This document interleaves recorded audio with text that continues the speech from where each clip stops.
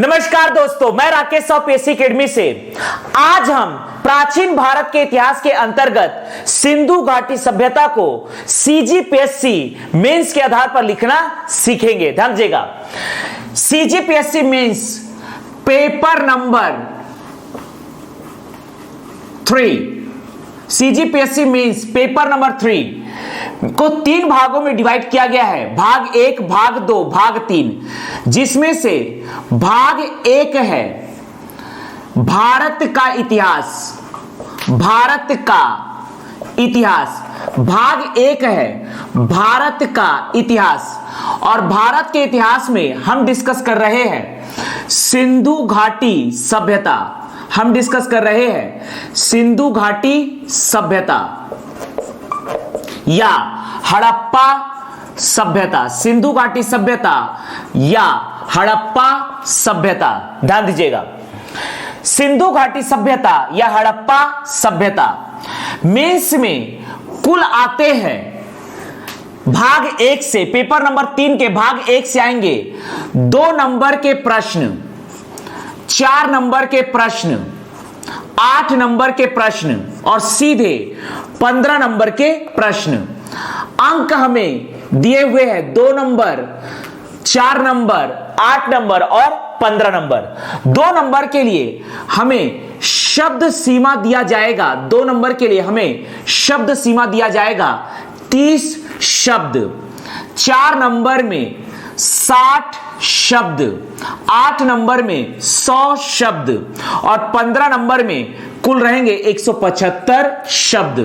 हमें लेखन के लिए जो लाइन दिए जाएंगे, ध्यान दीजिएगा, 2 नंबर में 30 शब्द के लिए हमें 4 लाइन दिए जाएंगे, 4 नंबर में 60 शब्द के लिए 6 लाइन दिए जाएंगे, 8 नंबर में 100 शब्द के लिए 10 लाइन दिए जाएंगे और 15 नंबर 175 शब्द के लिए कुल 18 लाइन प्रदान किए जाएंगे। ध्यान दीजिएगा, यहां पर लेखन पे ध्यान देना है कि फैक्ट कैसे प्रदर्शित करें। 2 नंबर में कम से कम 2 फैक्ट प्रदर्शित करना है और लिखना है 4 लाइन। 4 नंबर में कम से कम 4 फैक्ट प्रदर्शित करना है और लिखना है 6 लाइन। 8 नंबर और 15 नंबर की डिजाइनिंग करते समय ध्यान रखना है कि सबसे पहले हम लिखते हैं भूमिका और भूमिका के बाद में लिखते हैं लास्ट में सकारात्मक मूल्यांकन। ध्यान दीजिएगा, अगर आप 8 नंबर की डिजाइनिंग कर रहे हैं अर्थात हमें लिखना है कुल 10 लाइन, 10 लाइन, तो यहां पर भूमिका में कम से कम 8 लाइन दिखाइए और 2 लाइन आप मूल्यांकन में दिखा सकते हैं। यदि आप 15 नंबर अर्थात 18 लाइन के लिए डिजाइनिंग करते हैं, 15 नंबर अर्थात 18 लाइन के लिए डिजाइनिंग करते हैं, तो यहां पर मूल्यांकन को आप 2 लाइन मूल्यांकन दिखा सकते हैं और बाकी 16 लाइन आप दिखाएंगे भूमिका में। तो इस प्रकार से हमें मेंस के अकॉर्डिंग लिखना है भारत के इतिहास में सिंधु घाटी सभ्यता या हड़प्पा सभ्यता को। ध्यान दीजिएगा,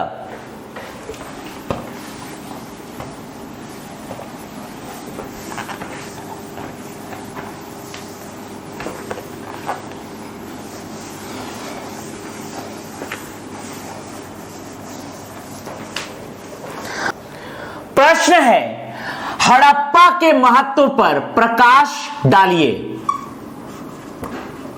हड़प्पा के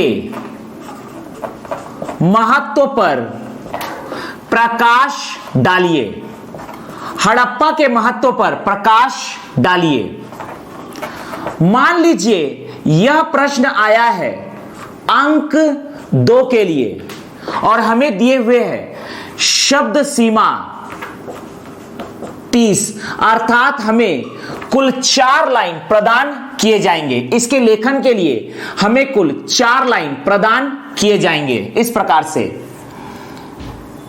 जब भी आप भारत का भूगोल, भारत का इतिहास, छत्तीसगढ़ का भूगोल, इन सभी सब्जेक्ट के लिए मेंस में लिखते हैं तो आपको मैप बनाना जरूरी है। मैप बनाने से आपके आंसर की ग्रेविटी बढ़ जाती है और आपको अच्छे अंक प्रदान किए जाते हैं। ध्यान दीजिएगा, हड़प्पा के महत्व पर प्रकाश डालिए।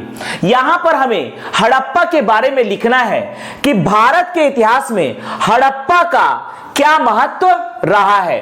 तो सबसे पहले हम यहां पर भारत का मैप बनाएंगे और हड़प्पा को प्रदर्शित करेंगे। यह हमारा देश है भारत, यह हमारा देश है भारत, यह आपका है पाकिस्तान। पाकिस्तान में रावी नदी के तट पर, यह हमने बना दिया रावी नदी, पाकिस्तान में रावी नदी के तट पर स्थित है हड़प्पा। यह है साहीवाल, यह है पाकिस्तान का साहीवाल, साहीवाल पाकिस्तान, साहीवाल पाकिस्तान में स्थित है हड़प्पा। ध्यान दीजिएगा, इसका लेखन हम प्रारंभ करने जा रहे हैं 1921 को। 1921 को साहीवाल, साहीवाल 1921 को साहीवाल पाकिस्तान में रावी नदी के तट पर, रावी नदी के तट पर दयाराम साहनी, दयाराम साहनी के द्वारा सिंधु घाटी सभ्यता का, सिंधु घाटी सभ्यता का सबसे प्राचीनतम नगर हड़प्पा की खोज की गई। हमने यहां पर एक ही लाइन में काफी फैक्ट दे दिया है। प्राचीनतम नगर हड़प्पा की खोज की गई। ध्यान दीजिएगा, 1921 हमने ईयर बताया, लोकेशन बताया साहीवाल पाकिस्तान, नदी का नाम बताया 3 फैक्ट, यहां पर दयाराम साहनी का नाम बताया 4 फैक्ट, तथा बताया कि यह सिंधु घाटी सभ्यता का सबसे प्राचीनतम नगर था। मतलब हमने यहां पर 2 नंबर के आंसर में 5 फैक्ट प्रदर्शित किया है और सबसे इंपॉर्टेंट हमने यहां पर मैप को प्रदर्शित किया है। मैप बनाने से आपके आंसर की ग्रेविटी बढ़ जाती है।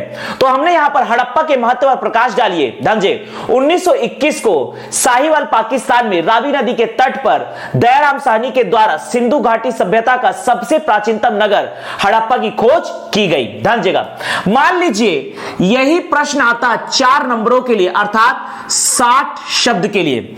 जब भी आपसे प्रश्न पूछे जाते हैं 2 नंबर या 4 नंबर, आपको हमेशा फैक्ट ओरिएंटेड आंसर ही प्रदर्शित करना है, क्योंकि फैक्ट ओरिएंटेड आंसर से ही आपको अच्छे अंक प्रदान किए जाते हैं। ध्यान दीजिएगा, यहां पर हम लिखेंगे, अब यहां पर हमें चूंकि 4 नंबर का लिखना है, अर्थात हमें कुल 6 लाइन प्रदान किए जाएंगे। इस प्रकार से हमें कुल 6 लाइन प्रदान किए जाएंगे। ध्यान दीजिएगा, अब हम लिखने जा रहे हैं, यहां पर बॉक्स को इस प्रकार से घेर दीजिए।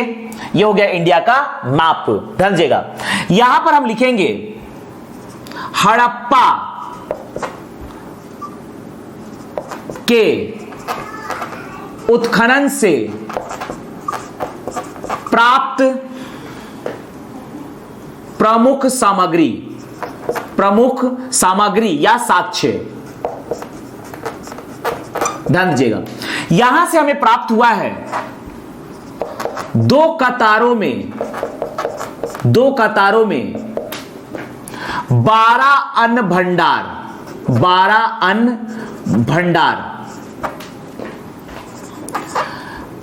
पृथ्वी देवी की प्रतिमाएं, पृथ्वी देवी की प्रतिमाएं, हड़प्पा से ही हमें प्राप्त हुआ है पृथ्वी देवी की प्रतिमाएं, पृथ्वी देवी की प्रतिमाएं, कांस्य दर्पण, कांस्य दर्पण, हड़प्पा से ही हमें प्राप्त हुआ है कांस्य दर्पण,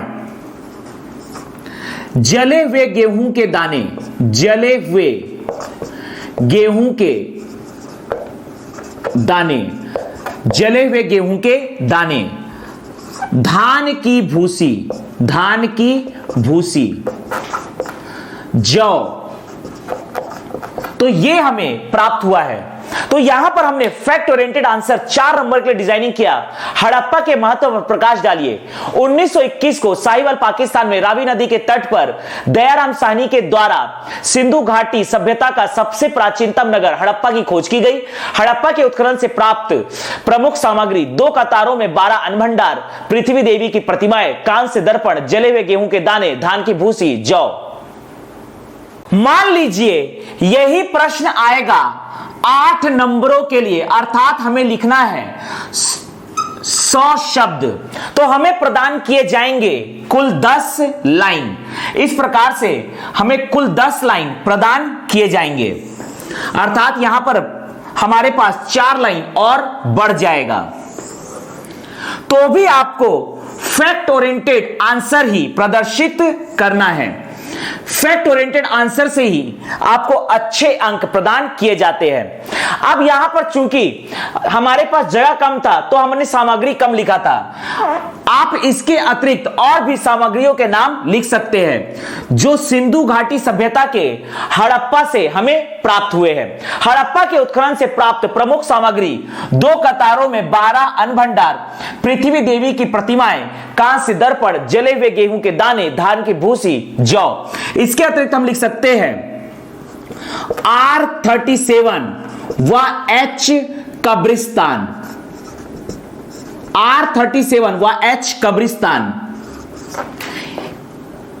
AB व F टीला हमें प्राप्त हुआ है। लकड़ी की नाली, लकड़ी की नाली, लकड़ी की नाली हमें प्राप्त हुआ है। इस प्रकार से कुछ सामग्री के नाम आप और बढ़ा सकते हैं। इसके बाद पैराग्राफ आप चेंज करेंगे। जब भी आप पैराग्राफ चेंज करते हैं एक शब्द के लायक यहां पर जगह छोड़ना है आपको।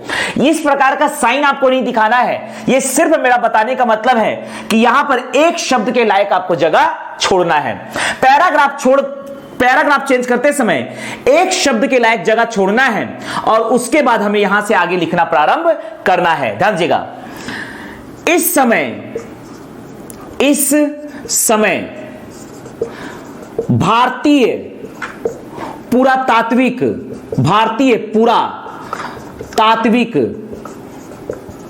विभाग के महानिदेशक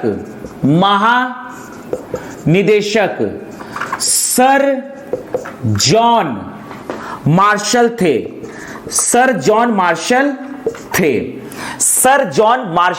थे। 1926 में चार्ल्स मेसन ने सर्वप्रथम सिंधु घाटी सभ्यता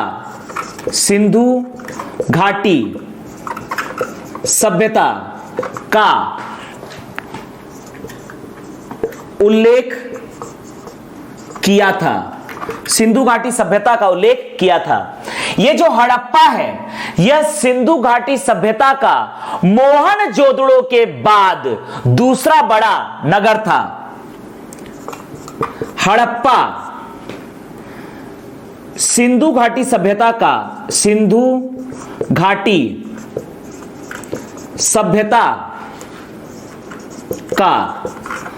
दूसरा बड़ा नगर था। तो इस प्रकार से हमने 8 नंबरों के लिए डिजाइनिंग किया और लास्ट में हमने मूल्यांकन में दिखाया 1926 में चार्ल्स मेसन ने सर्वप्रथम सिंधु घाटी सभ्यता का उल्लेख किया। हड़प्पा सिंधु घाटी सभ्यता का दूसरा बड़ा नगर था। ध्यान दीजिएगा। हड़प्पा के महत्व पर प्रकाश डालिए। 1921 को साहिवाल पाकिस्तान में रावी नदी के तट पर दयाराम साहनी के द्वारा सिंधु घाटी सभ्यता का सबसे प्राचीनतम नगर हड़प्पा की खोज की गई। हड़प्पा के उत्खनन से प्राप्त प्रमुख सामग्री 2 कतारों में 12 अन्नभंडार, पृथ्वी देवी की प्रतिमाएं, कांस्य दर्पण, जले हुए गेहूं के दाने, धान की भूसी, जौ, R37 व H कब्रिस्तान, AB व F टीला, लकड़ी की नाली, पैराग्राफ चेंज करके, जब भी आप पैराग्राफ चेंज करते हैं एक शब्द के लायक आप जगह छोड़ते हैं। इस समय भारतीय पुरातात्विक विभाग के महानिदेशक सर जॉन मार्शल थे। 1926 में चार्ल्स मेसन ने सर्वप्रथम सिंधु घाटी सभ्यता का उल्लेख किया था। हड़प्पा सिंधु घाटी सभ्यता का दूसरा बड़ा नगर था।